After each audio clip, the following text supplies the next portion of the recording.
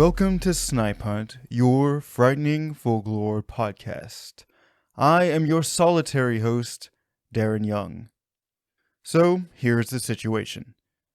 Today is our usual recording day, but during our usual recording time, I am having to go get my wisdom tooth pulled. So, in just a couple hours from now. All my wisdom teeth grew incorrectly, but I had a lot of leftover Halloween candy last year, and that led to a large cavity in the side of one of them. I guess you could call it a literal sweet tooth. So I am having to record early and by myself while I can still talk normally. So in place of our usual episode, here is a surprise Encounters episode. Don't worry, you will only have to wait a week for the full episode to drop next Sunday, which, funnily enough, is the literal best day to do so. You will find out why soon enough. But for now, kick back, turn down the lights, and let's get into some true encounters from real people. I scoured the internet for some allegedly true bizarre encounters, and as always, the internet did not disappoint. Our first story isn't exactly scary, but it's definitely abnormal to say the least. It comes to us from unexplained-mysteries.com from user Reefer Madness. Awesome username, by the way. I've titled this story, The Ball.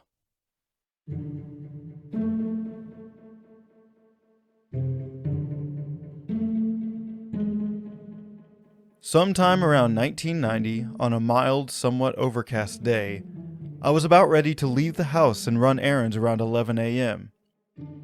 The house was in a typical suburban neighborhood of Santa Rosa, California. Suddenly, from inside the house, I heard my car horn going on and off intermittently. Which is strange because my car was an old 1978 Dodge Velar and did not have a car alarm system. This was somewhat annoying as it was parked across the street on the curb in this very quiet neighborhood. I grabbed my keys and went to see what was going on, but as soon as I opened the front door, the horn stopped. So I finished getting ready and headed out to my car. As I stepped into the quiet street and made my way to the car, I saw a transparent floating ball about 30 yards away, levitating about 3 feet above the pavement, coming towards me in a straight, unwavering path. I had experienced some strange phenomenon recently in the remote forest of Northern California where I lived for some time, and had just arrived in Santa Rosa a few days prior.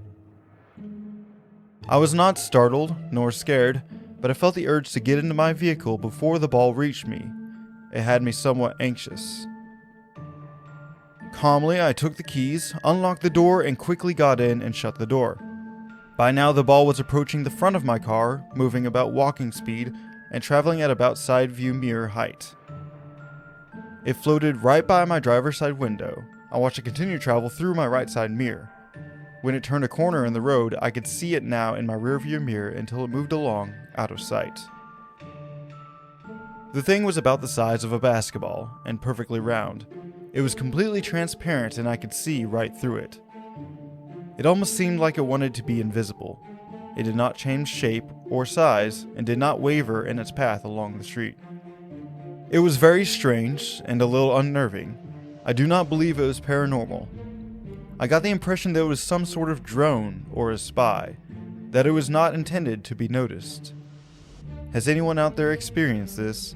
I have not been able to find a similar account. Now, I'm going to be honest, I have no clue what this could be.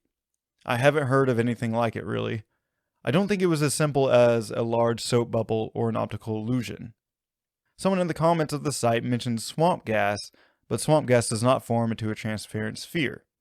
Another candidate could be ball lightning, but like I said, I don't think ball lightning manifests as a transparent sphere. It's more of a crackling ball of energy. It doesn't sound like any of our modern drones either. Plus, this happened back in 1990.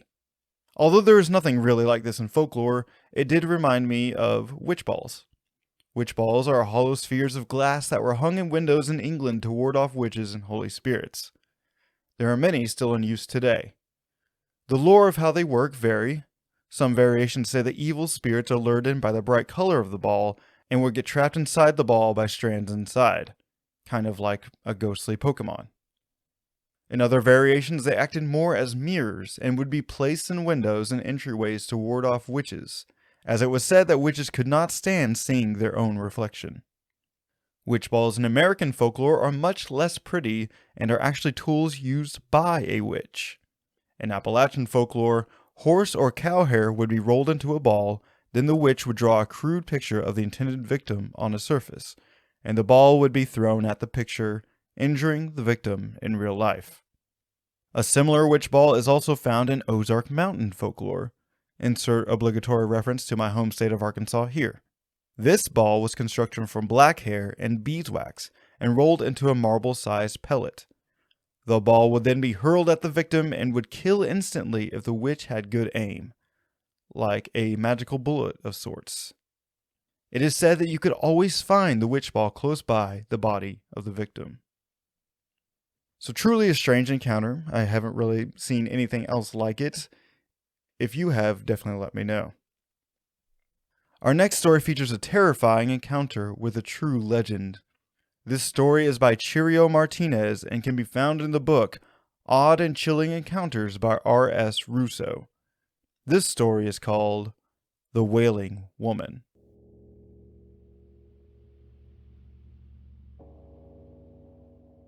It was during the summer when I decided to take a trip to Mexico to visit my family. I was about to join the Marine Corps, so my mother wanted me to go see my family just in case something bad were to happen. At the time, I was with my pregnant girlfriend who would later become my wife, and then ex-wife. Since she was pregnant, I didn't want to leave her alone, so I bought her a ticket so she could come along as well.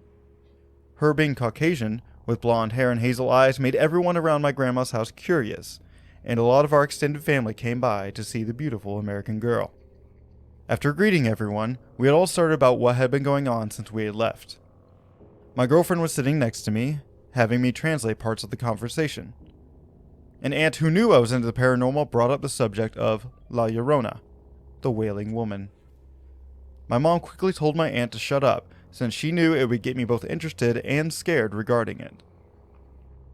But I was able to push my aunt to keep on going. I mean, I was going to be a Marine after all, and I couldn't let a silly myth scare me.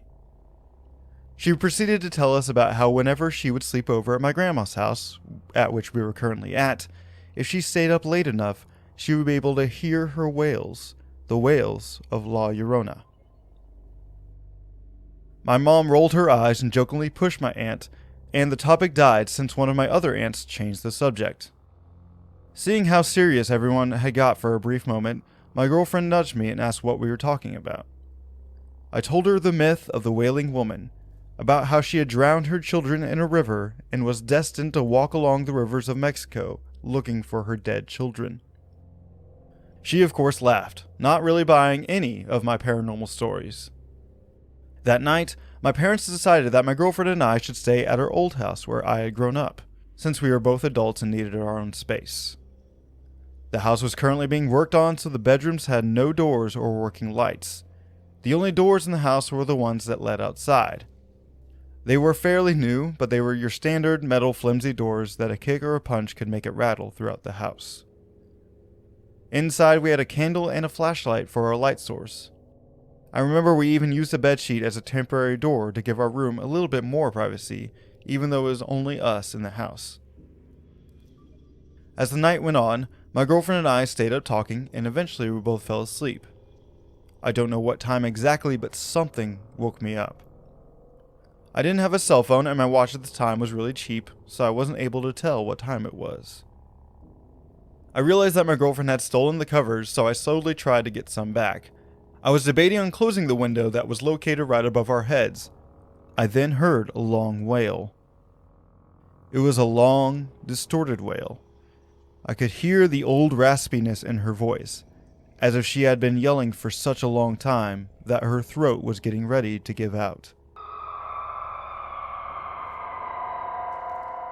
But what had confused me was that her wail sounded as if it was being played through an old gramophone. I don't know if it was the scratchiness of her voice or what exactly, but it sounded like an old creepy record playing over and over.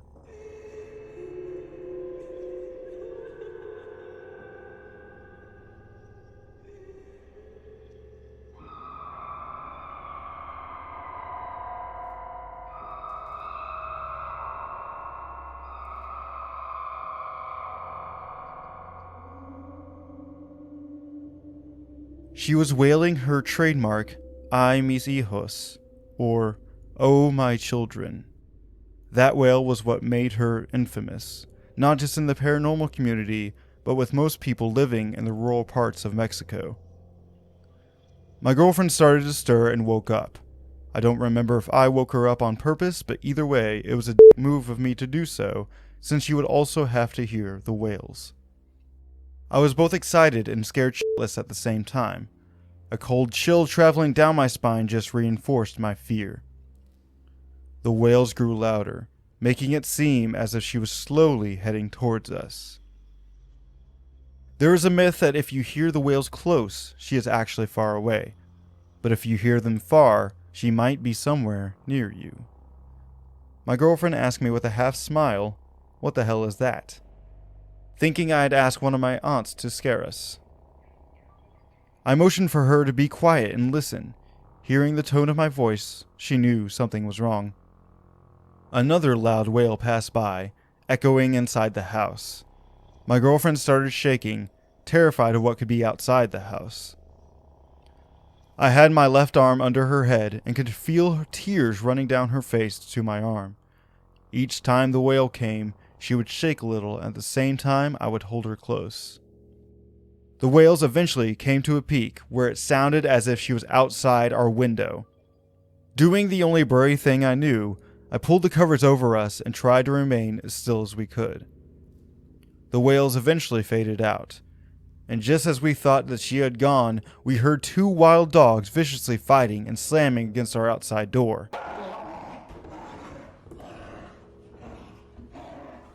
My girlfriend had grown attached to the stray dog that used to walk around my grandma's farm, so while we were staying there, he would always sleep on the outside of the door to wait for us and greet us whenever we would come out. The dogs, or at least what we thought were dogs, fought for a good minute, slamming against the door, snarling and barking at one another. Then, as sudden as the fight started, it stopped. We attempted to stay up for a while longer to see if we heard anything else, but eventually sleep overtook us. The following morning we talked about what had happened, and we walked outside to meet our stray dog, but he was gone. All that was left was stirred up dirt from the fight that had happened the night before. We never got to see that dog the rest of the trip. I haven't been to Mexico ever since. Now, the logical explanation for this seems obvious. The aunt who told the story of La Llorona might have been playing a prank on the young couple. The witness said the wail sounded like a recording being played over and over. This leads me to believe that the aunt or another family member might have been doing just that, playing a recording of a wailing woman over and over outside the house. It's a little far to go for a prank, but definitely not the most elaborate one I've heard of. It is odd that the prankster hasn't owned up to it yet, if that is the case. I know I would definitely take credit for constructing a good scare like that. There are a few wild cats in Mexico, pumas, bobcats, and even jaguars. And if you didn't know already, these large cats can make the most blood-curdling screams. But I don't think they can speak Spanish, so that's probably not it.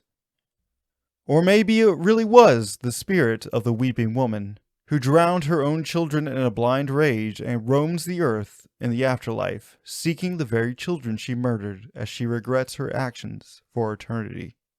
A screaming female spirit also conjures up images of the Irish legend of the Banshee, whose original name means Woman of the Fairy Mound. Descriptions of the Banshee vary. Some are tall, some are short, some are old, and some are young. But all can agree on one aspect of the spirit. She wails for those who are not yet dead. It is said that the cry of the Banshee heralds the death of a family member. So, no matter where you are, if you hear the screams of a ghostly woman, guard yourself and pray for your loved ones. Our next story also comes from the R.S. Russo book. This one is from Liev Ossian and is titled White Wolf Dog.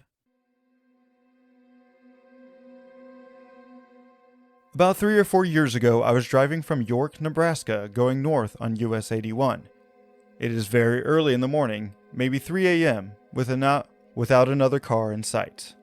I remember the moon being bright and how the surrounding fields were illuminated well, considering there weren't any lights along the road. I am somewhere around the Stromsburg area, knee-high cornfields on either side with the occasional grove of trees scattered along the way.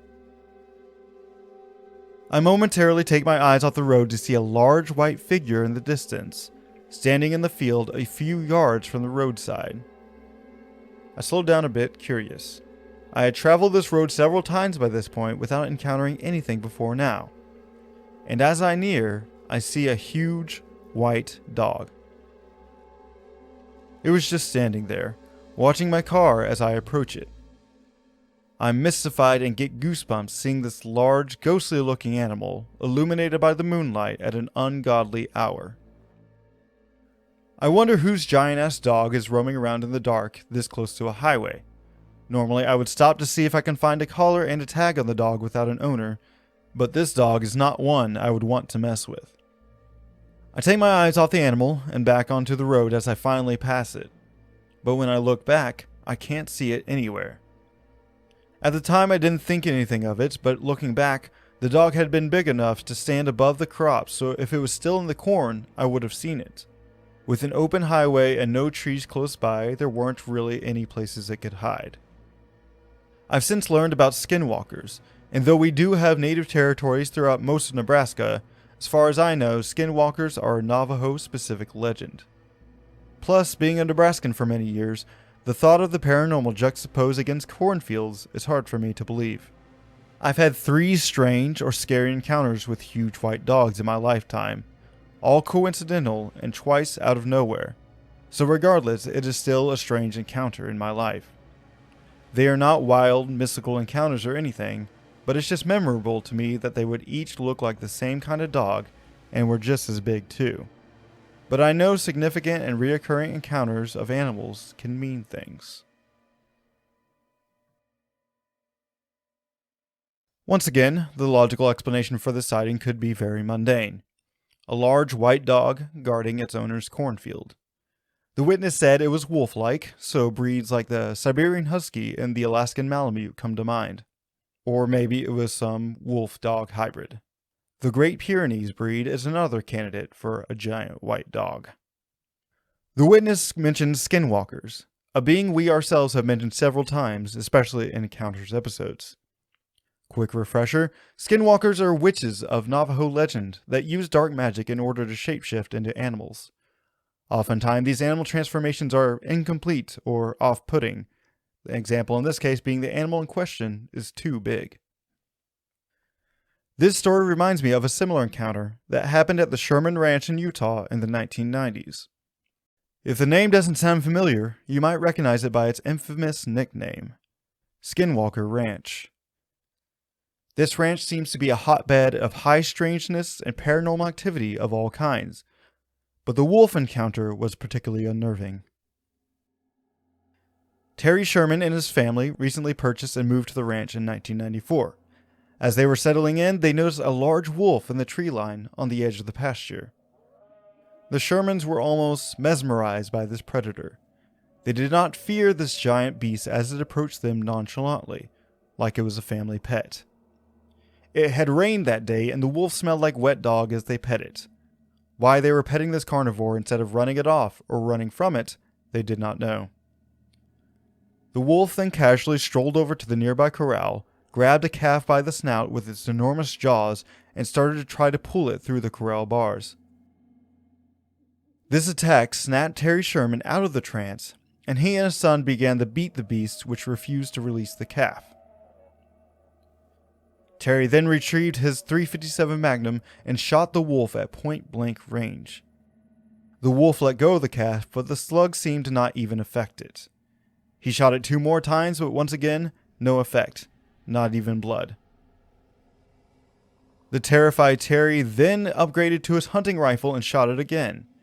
This time, a chunk of flesh dislodged from the creature, but the creature seemed to not even feel it. The wolf then casually trotted across the field back to the tree line and disappeared. The Shermans attempted to track the beast but were unsuccessful. The chunk of that wolf that Terry shot off immediately started to smell of rotten flesh. Terry asked what few neighbors he had about the creature, but none knew of or had seen any large wolves in the area. So, large dog, skinwalker, or something else? There are dangers associated with all of these choices, so if you see a large mysterious dog on the side of the road, just be careful. Our final story tonight comes from Reddit user Romanesque Grouse, who posted this account in the Paranormal Encounters subreddit. It is titled, Possessed Furby?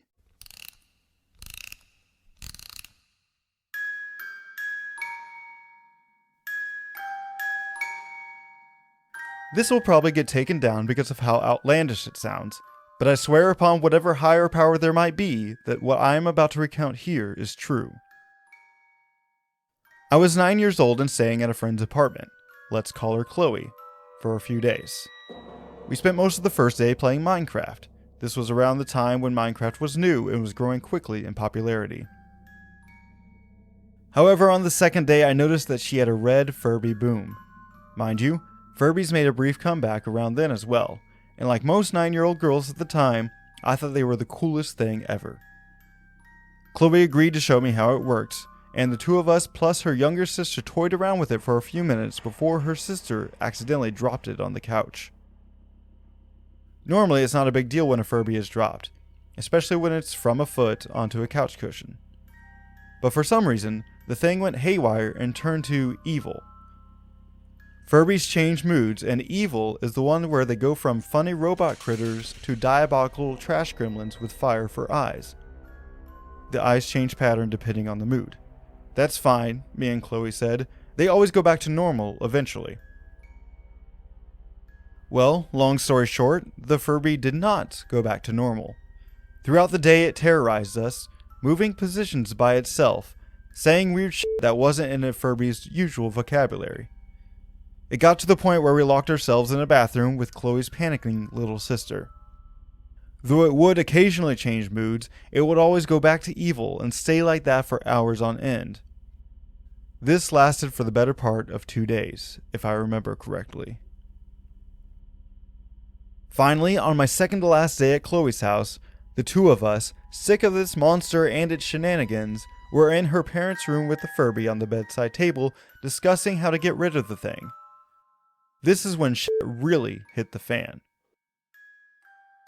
I was telling Chloe that we should drop it out her 5th-story window onto the street, let it get run over, then pour water on it, when I heard something stir on the bedside table. It was the goddamned furry. The thing had turned itself on and was now staring at us, with its awful little flame eyes. I kid you not, this thing looked at me and said in the creepiest, tiny little voice, "I knew that." I responded with an incredulous, "Seriously?" The Furby actually responded to my question with, "Uh-huh." I asked it whether it was telling the truth, and it just hemmed and hawed. Yet again, something Furbies don't do. Needless to say, we ran out of the room screaming. Chloe later went back to the room, only to run out screeching again. According to her, she tried to say bye to the Furby only for it to bend over, hit her with its ear, and say, "Me happy I hurt her." I can't attest whether this is true or not. After our little conversation, I wanted nothing to do with the Furby in that room. However, I can confirm the next morning the Furby's batteries were dead. We asked Chloe's dad to replace them, but even with new batteries, the toy wouldn't turn on. Years later, I still don't know what the hell was wrong with that Furby or how it responded to our speech. They respond to touch stimuli, but not sound, so there is no explanation I can come up with. I've considered the possibility of a folie à deux, but given how rare those are, I seriously doubt it. Maybe my initial theory of the Furby being possessed by the devil was right after all. There's no way to prove the cause of my bizarre experience. I had to look this up, but a folie à deux is a delusion shared by 2 or more people, just so you know.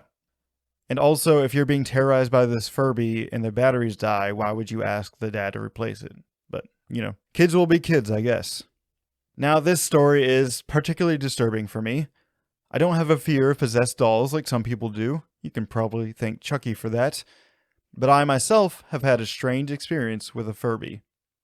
I remember I had a yellow Furby, a Gen 2 Furby baby to be exact, when I was a kid and loved it. But like all kids, I quickly grew tired of my new toy and stuffed it in the closet with all the other toys. The batteries were still in though, so of course it kept making sounds. The model of this Furby did not have an off switch. So I dug it out and removed the batteries so it would stop. And it did stop. For a while. One night, my brother and I were trying to sleep, and suddenly we could hear from the closet in that distinctive Furby voice, Hello? Hello? At this time, I was more annoyed than anything and went back to sleep. I don't quite remember if this was a one-night thing or if it occurred over several nights. I'm not even sure if my brother remembers this, but I definitely do. I've had a strange aversion to Furbies ever since. So, defective toys or real-life gremlins? It is possible that my furry somehow retained some residual power, but I haven't really trusted a Furby ever since.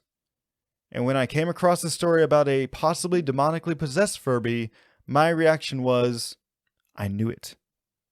And that's it for this Encounters episode. If you have a story you'd like to share, please email us at snipehuntpodcast@gmail.com. You can either send it in text form, or if you'd like, you can record it yourself and send me the recording. That way we can hear your story in your words. Let us know if you've had any strange experiences with toys or wolves or anything else.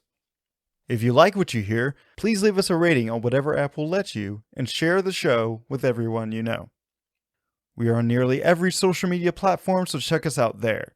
Just search Snipe Hunt Podcast into whatever search bar is available. You'll find us. And of course, check us out on Patreon for some exclusive bonus content. We will talk to you next week. Remember to always keep your Furby happy, or you might just regret it. Tickle me.